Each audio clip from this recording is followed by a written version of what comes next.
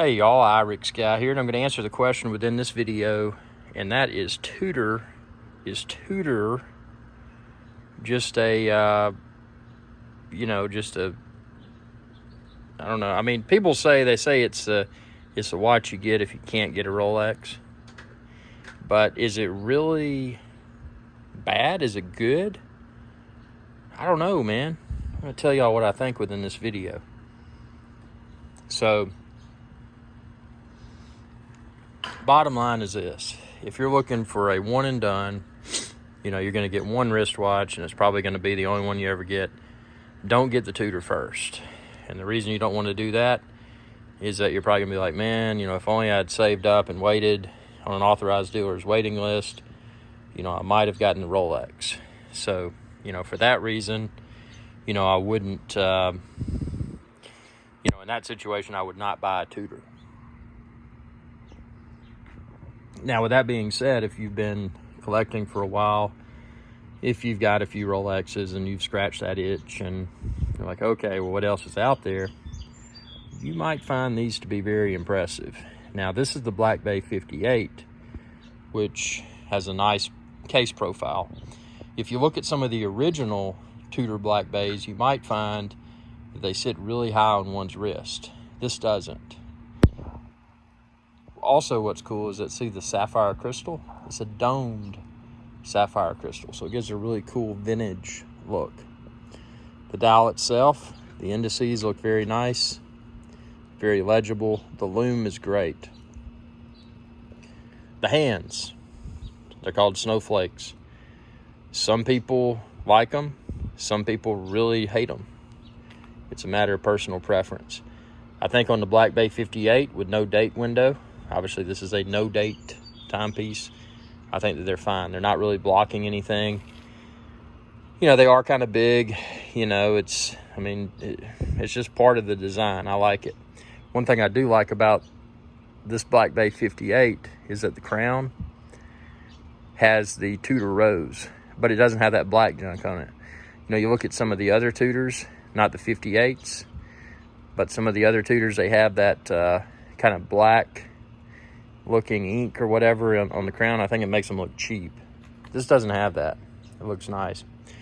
This does have the faux rivets, fake rivets. A lot of people don't like those, but to be frank, when you're wearing this, you probably won't even notice they're there. The bezel does not have ceramic like the current Rolex references. That's kind of a, hold on one second here.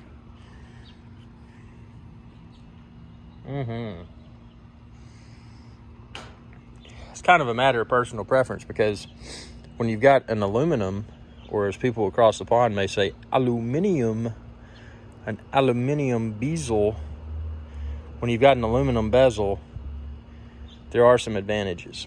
One thing I like about this Black Bay 58, and I wasn't a fan of the original Black Bay 58 with the fake patina, the faux patina, the Black Bay 58. This Black Bay 58 blue that I got right here, which is a 39 millimeter timepiece, I think the blue looks really good. It's a matte type finish. It's a darker blue. I think over time, taking this to the oceans of the world and the hot tubs and swimming pools and shower and whatever, lake, water skiing, wakeboarding, snow skiing, I think this will develop a nice patina. That's one of the advantages of an aluminum bezel over the ceramic bezels like you're going to find on your on your current Rolex references. So to go out and bash Tudor and say, oh dude, that's just a poor person's Rolex, I don't think that's a fair statement anymore. Although Hans Willdorf, the founder of Rolex and Tudor, and I don't want to misquote him, but Hans Willdorf said something along the lines of, to paraphrase, that he wanted a more, cost-effective timepiece, and that's why he developed Tudor. Curiously enough, both Tudor, Tudor, that's 5 letters, and Rolex, Rolex, that's 5 letters. They have the same number of letters. Rolex has the crown, Tudor has the shield. This is not 1,000. This is not 300 meters, 1,000 feet. This is 200 meters. See if we can look behind there. 660 feet. It's chronometer officially certified. So it's just, it's an officially certified chronometer by COSC. It is not what Rolex puts on their dial, which is superlative chronometer, which basically just means that it's a little bit more precise. So, and it actually is. This movement, I think in this particular piece, I think they borrowed it from Breitling, which is no problem at all. Breitling makes great timepieces as well. But, there's some Tudors, and, I'll like I said, I'm not loyal to any brand, but, I'll just tell you how I feel. There's some Tudors that are just pure junk. Before Tudor released the Black Bay, their references they were releasing the years leading up to the Black Bay, they were hideous, man. I mean, I wouldn't even, if somebody gave it to me, I wouldn't wear it. But since Tudor released Black Bay, man, things have changed. And I mean, they've really upped the game. I mean, this is a very distinctive piece. This is a piece that I feel will develop nice patina. This is a piece that I feel will likely, again, nothing's guaranteed, but likely appreciate in value over time. And I'm not in it for that.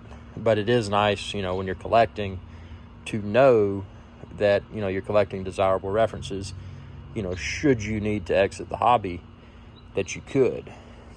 The case finishing, although nice, you got polished on the side. Look, I banged it into a wall. See that scratch right there? Although polished on the sides and brushed on the bracelet and the top, the case finishing is not as precise as Rolex. It's very good, don't get me wrong, it's exceptional, but it's not as good as Rolex. If you put this under a microscope and you looked at the dial, the indices, the hands, you may see minor imperfections under a microscope. The naked eye is probably not going to see any. I don't see any with mine. But, that's another area where the crown, Rolex would just be ahead of the game, because they would have more precisely done finishing. And that's also the case. I mean, this case looks nice, but I will tell you, this brush finish, and it's 2021 right now, almost July of 2021. I got this in 2020, had it almost a year. This brush finish doesn't, I'm trying to think of a good way to put it. I mean, it's fine. There's nothing wrong with it. But it doesn't handle scratches and bangs and dings the same way that see that little ding right there? See right there? Not that it's a problem, it just kind of looks different. I think that, Rolex with their brush finishing and also their polished surfaces, they put more time and effort and money and energy into it. This is great. Now this, again, this bezel is 60 clicks, whereas the Rolex Submariner is 120. This has no crown guards, which gives it a more vintage type look. I think this is an exceptional piece. Now, again, who is this not for? This is definitely not for somebody that's wanting to get their first, possibly one and done wristwatch. Maybe it's not a one and done, but they just want to get their first watch. If you're doing that and you're hell bent upon the Rolex brand, whether in your mind you think it makes it better, or maybe you're not a collector, maybe you're getting into this for the fake status or whatever, then you probably want to go with the Rolex first. But if you've already scratched that itch, Tudor makes some exceptional timepieces. Again, they make a bunch of less than desirable timepieces, but the Black Bay series is great. I like the 58. I have a 7.5-inch wrist, but I find the 58's case height to be fine. Yes, this is 39 millimeters instead of 40, like the Submariner 114060, which is a ceramic Submariner, or the current Submariner. I forget the reference number of it, but it's actually 41 millimeters. This at 39, I think is great. Again, I got a 7.5-inch wrist. I think it's a really good looking piece. So, I mean, there's nothing wrong with Tudor. Now, one thing they don't do, although the bracelet's really nice, it doesn't have the glide lock where you can make micro adjustments like you can with the current Rolex Submariner reference and a lot of other Rolex references. But that's a minor gripe. I seldom use the micro adjustments, so it's not a big deal for me. My weight doesn't fluctuate a lot. Because when I do drink, I just drink cheap, light beer, and then I work out a lot. But, this is, in my opinion, a very desirable piece. This will definitely, and again, I say definitely in a cautious way, but my mind tells me that this will likely become a future classic and a future collectible. They've done a really good job. Obviously, with the Submariner, you're getting gold indices, you're getting gold hands, this, that, and the other. This is just, I don't think this is gold. It's probably either silver or stainless steel, but it looks nice. The loom on this is really nice. And, it's a you put on your wrist, it does not feel cheap. You don't feel like you're a peasant wearing this. At least I don't. But I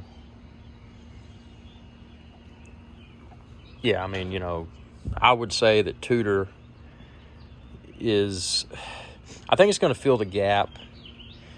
Rolex has just priced themselves out of the market. And then the thing with the supply, you can't even go into an authorized dealer and find anything. I think this is going to become the more easily accessible Rolex. And I don't want to say easily accessible because inevitably I think the prices of these will likely continue to appreciate. And I think they're going to fill the gap where Rolex used to be from a cost and availability perspective. And then I think Rolex is trying to take themselves even more up market, to compete with the Audemars Piguets and the Patek Philippe's and Vacheron Constantin, or whatever you say, VC, AP, and PP. So, we'll see what happens. But, at the end of the day, it's a matter, I hate that saying, at the end of the day, by the way. But what it all boils down to, and I hate that saying as well, it's a matter of what you like and what you want on your wrist. And, I like wearing the Tudor. Actually, I find myself wearing the Black Bay 58 a lot more than I wear my Submariner 114060. One of the things is the 39 millimeters. You would think, one might think that 1 millimeter doesn't really make a big difference, but it actually does. I like the comfort. The bracelet doesn't taper as much as the Submariner 114060, but it's still comfortable. Another thing about quality here that I want to mention, see that taper? It's not as smooth of a taper as you get on the Rolex. So, there's subtle differences that you'll pick up on if you pick one of these pieces up. They're great, but they're not, it's not the same level of finishing, the same level of quality that you get with the Rolex. But it's definitely not cheap. And I would say the overall fit and finish of this, I like it better than, I like it better than my Omegas and my Breitlinks. It's not quite Rolex quality, but it does have the wrist feel and the, just the overall aesthetic. So, it's a matter of what you're looking for. And, I would highly recommend, try on the Tudor Black Bay 58. This is definitely something you would want to try on. I think the original Black Bays, again, a matter of personal preference, you may find the case height of those to be too tall. That's why I wish that Tudor would release, and at the time of filming this video, they haven't, to my knowledge, to release a GMT 58, either a Coke or a Pepsi GMT 58. I think that would be a great piece. Because the current GMT, the thing that strayed me away from it is just the case height was a little bit too much. But I think the proportions, just the overall fit and finish of this, I think the Tudor Black Bay 58 is great. Again, whether you like faux patina or not, fake patina, you might like the black one. It looks more like like an old school Submariner. This right here looks like one of the watches that the Navy people would wear. I mean, it's they call it, I think it's nicknamed the snowflake, you know, because of the hands. You got the hands that look like snowflakes. But yeah, it's a great piece. And, you know, I just want to be honest about it. I mean, because a lot of y'all are trying to decide between Rolex and Tudor. If you're wondering what that is, that's some corn, man. I shucked some corn earlier, and I just left it on the table, dude. Wrought iron furniture, man. You can't beat it. I've had this wrought iron for many years. You know, good thing about it, I can sand it down and then repaint it, and I don't have to buy more furniture. But yeah, man, I mean, it's a great brand. And again, it is Hans Wildorf. He invented Tudor, and he invented Rolex. It is high quality stuff. But again, if it's your first watch or it's your one and done, if you're hell bent upon the possibility of owning Rolex, don't get this first, because all it'll do is make you mad. But if you've got at least one Rolex, I think a Tudor is definitely a must. And that's just my opinion. And again, I want to give a shout out to Archie Luxury, Archibald Chesterfield III, because without him, without the pontiff, we would all be uneducated wristwatch connoisseurs, or as he would say, as Archie Luxury would say, wristwatch. That's his thing. But he's got a really good channel, man. Check him out, youtube.com/Archie Luxury. If you haven't checked him out, he is a Bible of wristwatch knowledge. He really is. But I hope you enjoyed this video. I hope it provided value. Ask any questions you may have below. Again, I don't consider myself to be an expert. I mean, I've been a collector for over 25 plus years, so I feel like I've acquired a lot of knowledge. I know what to stay away from. I know how to spot the desirable and less than desirable characteristics of a timepiece, and hopefully, you know, maybe I can provide some good knowledge and share with you. Again, you know, I mean, it's up to you what you like and what you want on your wrist, but you know, maybe I can at least steer you in the correct direction. So, you know, please feel free to comment below. You know, it's my goal to film as many watch collecting videos that provide value as possible. So ask as many questions as you want, and I'll try to respond with a video. Thanks for your viewership, and be sure to subscribe, youtube.com/IRIXGuy. And when you do, ring that bell icon, and that'll notify you whenever I post another video. Thanks for your viewership, and y'all have a good day. And again, this is a Tudor Black Bay 58. It's 39 millimeters, and it's obviously on the stainless steel bracelet. Y'all have a good day. Hey y'all, Captain Irix Guy here. I hope y'all enjoyed this video. If you did, please be sure to subscribe. It's youtube.com/Irix Guy. And ring that bell icon when you do to be notified whenever I post another video. Thanks for your viewership, and y'all have a good day.